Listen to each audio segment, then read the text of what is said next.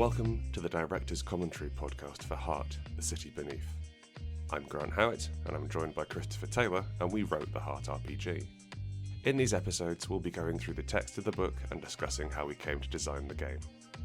For more information on Heart and our other titles, go to rrdgames.com.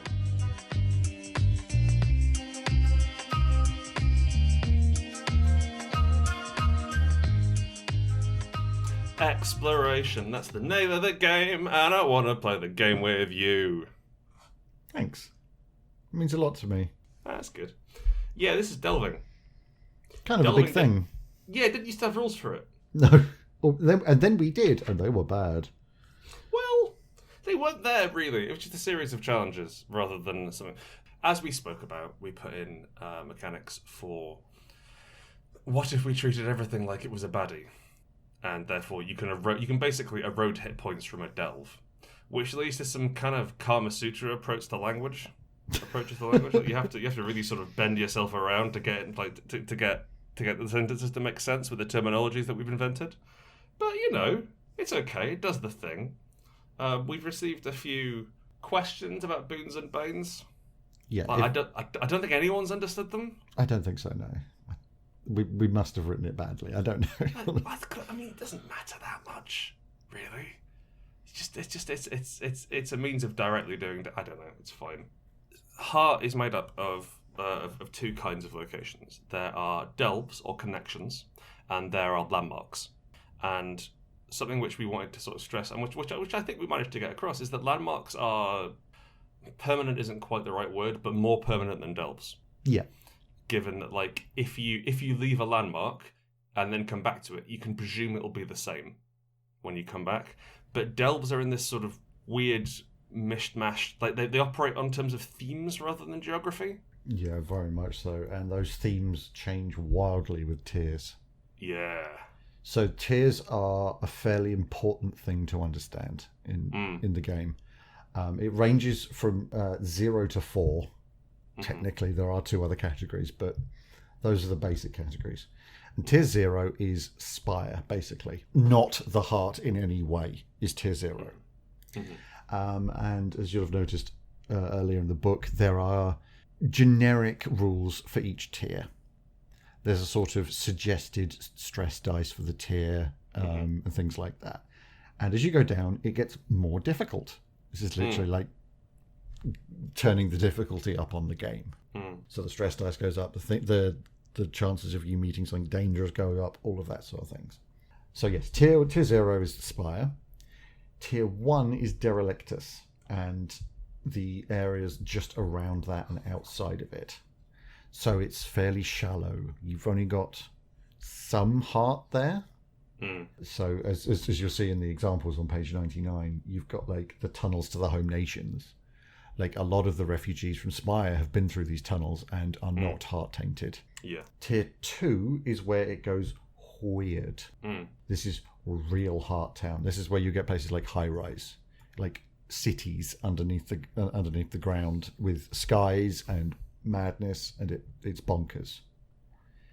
Then you got Tier 3, which you can't see, but I'm shrugging. Yeah. Like, that's the rule. That's the rules of tier 3. If you want something utterly insane, bung it on tier 3. Yeah. Like, we've got forests and shit down there. There's forests. You've got pyramids. The chambers of the Ligament Queen. Oh yeah, the pyramid. Yeah. We just stopped talking about that. We did. That had the Crucible of Sumner, which I presume is Gordon Sumner, also known as Sting. That's where he's forged.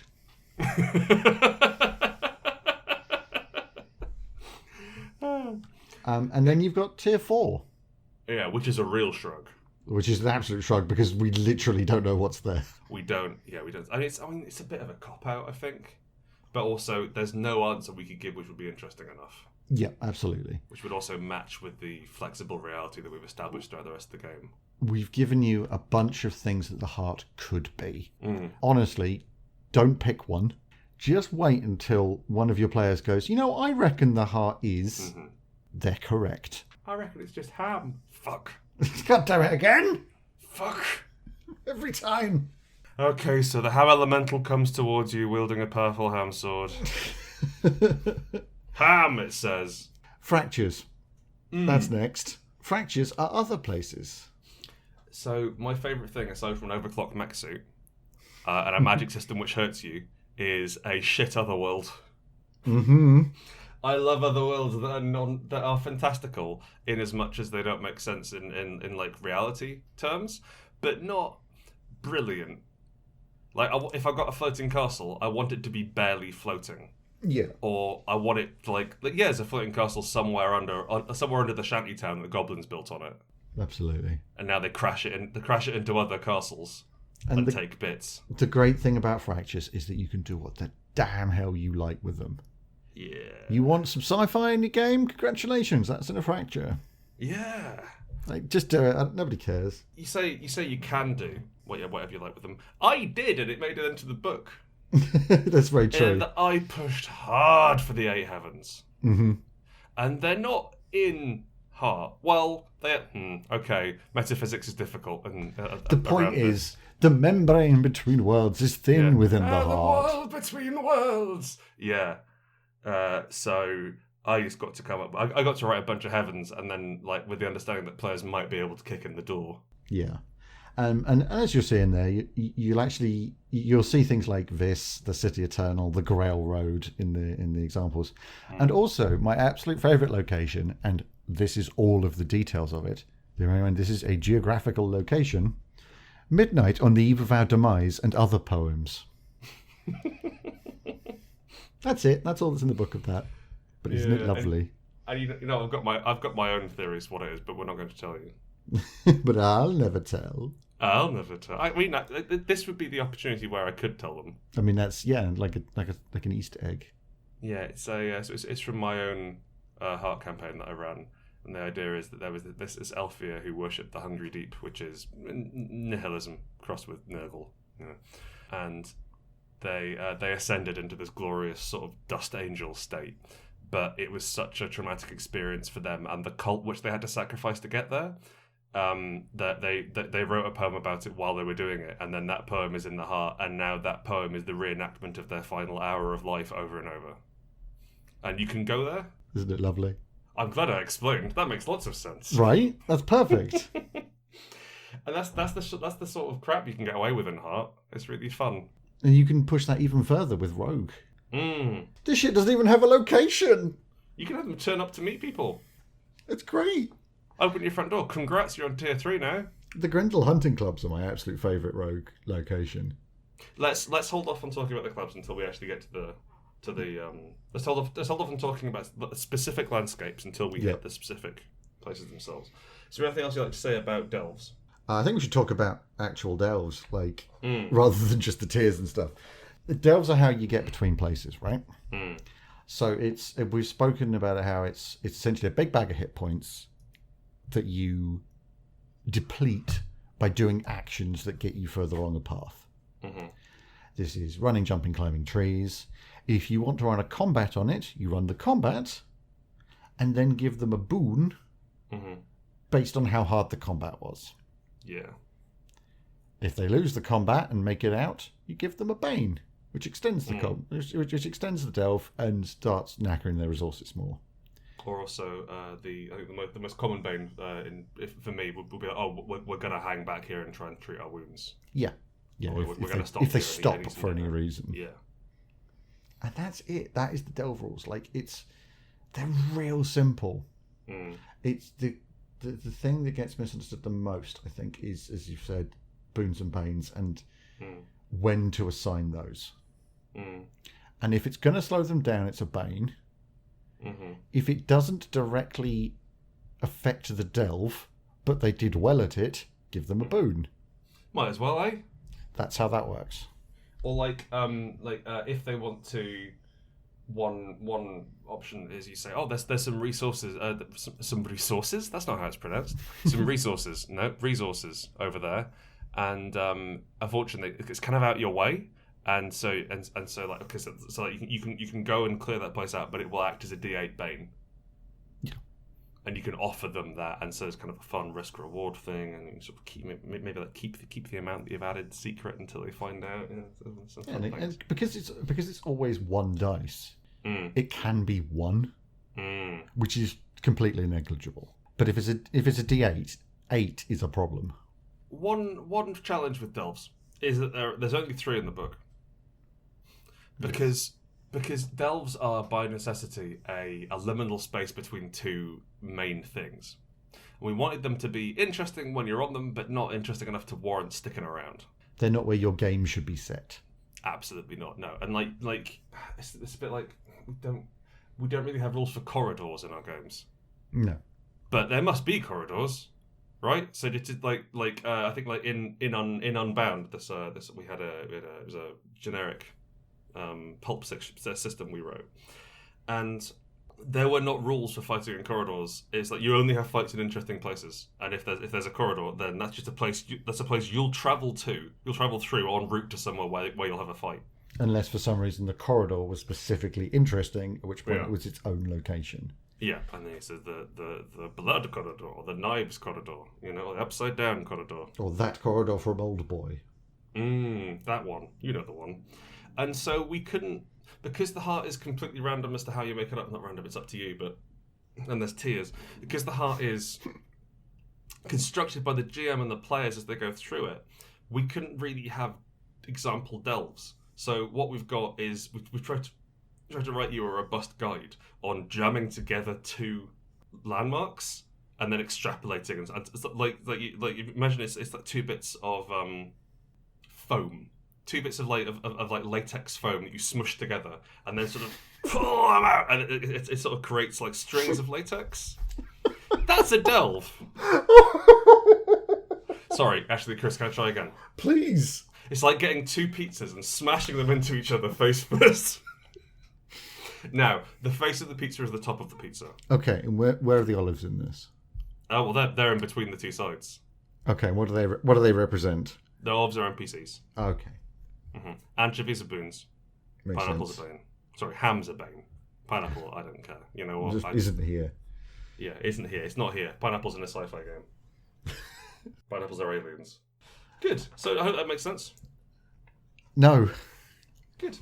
Well, okay. So like the challenge with delves is that we can't really come up with examples for them because they're going to be. If we make them too interesting, they're a landmark. Would you like me to try and take your analogies and make them comprehensible? Okay, but I'm going to keep thinking about this delicious pizza sandwich I've made. That's entirely fine. Mm-hmm. Essentially, each landmark is a colour, and we don't know what colour, but it's going between it and another colour, so it's fading and mixing in the middle. So we can't say that like a red to green or red to blue delve. Because we don't know what colours it's going to be. But if it's red at one end and blue at the other, it's going to be purple in the middle. That's much more elegant than my pizza. It's slightly more elegant. It's still badly described by me. But the point is that as you go through a delve, you're going to start off in one domain. So let's just say that the landmark is a technology landmark, and you're going to fade out of technology and into the other domain. With your descriptions, with your narrative, with your adversaries, all that sort of stuff. And the interesting bit is that traversal, is that switch between the domains and that weird mixing of colours in the middle. And that's where things get really interesting. But yeah, it's hard to describe. Well, I really like that colours. Thank you. Example. I really wish to put it in the book. Thinking about it now would be great, huh? Oh well. Dear reader, please take a pen and write it in somewhere. Just like a rough approximation of what Chris just said. Yeah, and then just write love, Grant and Chris, hugs and kisses. Kiss, kiss, kiss. Moving on. Filling out your map. Yeah. You should do that, is basically what this section says. Yeah, it's like we don't have rules for the map. There's not a lot of rules there, and like we do have a lovely hard like thick cardboard printed map. And we have stickers to go on it in hex grids, and we had to sort of strike a balance between being like the hexes being big enough to be visible, but small enough that we could fit a lot on the board. And as we've said before, reuse your damn maps, people. If you're having multiple games, like put stickers over the top of each other. And if they've got fortune fallout, take the map away from them. Yeah. Now you don't know where you're going. I was kind of impressed at how many people asked for reusable stickers. Yeah. The point of stickers for me is that they're stuck there. And like we wanted to make this into this sort of legacy experience, and we've got these really beautiful maps, and they do work as a centerpiece. You can fold it out around the table, and so in the center of the table, and you can see where you are. It's a lovely visual representation of where your game is and where you're going, where you've been, etc. But what I was pushing for, and I think we ended up dialing it back because it was not core rules, was having this legacy system where it changed and grew over successive campaigns. Mm-hmm. And we have that in as much as just use the same map. So there is a legacy in as much as you make your own version of the heart, then you go back in there, and then maybe the GM has a different group, but they go in and play around the edges of that as well and sort of sync up their adventures. But it's not hugely complex. There's not a lot of rules for like walking or distances or mapping or scale. No, because again, like one of our core tenets is to skip to the fun part. And corridors aren't fun. What happens when what happens in the next room is fun. Because if you're going to tell me that a trap in a corridor is fun, you're a liar. Even if it's got a puzzle attached to it. Especially if it's got a puzzle attached to it. Yeah. You don't get talking traps, do you? You get like talking pit traps or dart traps. Just drops you in a hole and then just berates you. You stupid prick. Your brother would have done it better. I've got him on the phone. You can't get anything right. Damien, talk to your brother. Tell him how much better you are than him. Tell him what you earn, Damien. An old-style Baker-like phone slams down. It's just lowered slowly down, like in bursts. It's not a smooth motion. Yeah, put that in the game. There you go. There you go. Best trap in role playing. You're welcome. Yeah. Now the next bit is the GM section, which is already us talking directly to the reader. So let's see how that one goes, huh?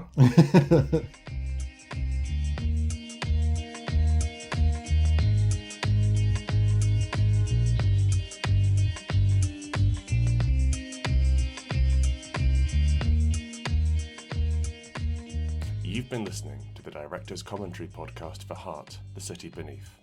I was Grant Howitt, and I was joined by Christopher Taylor, and we wrote the Heart RPG. For more information on Heart and our other titles, go to rrdgames.com.